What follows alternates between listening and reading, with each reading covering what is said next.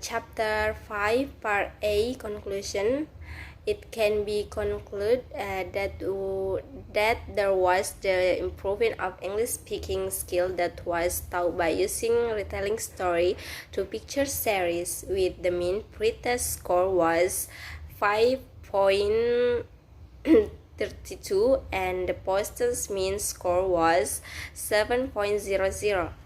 Meanwhile, the obtained significance fold to tail was 0.00, which means 0.00 less than 0.05.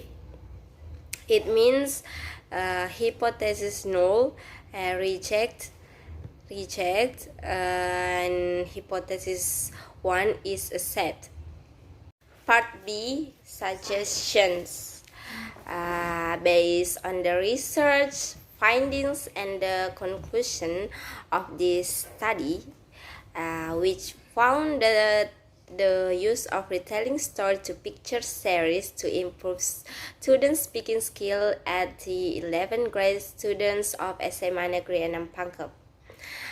The researcher presents some suggestions for the students and English teachers.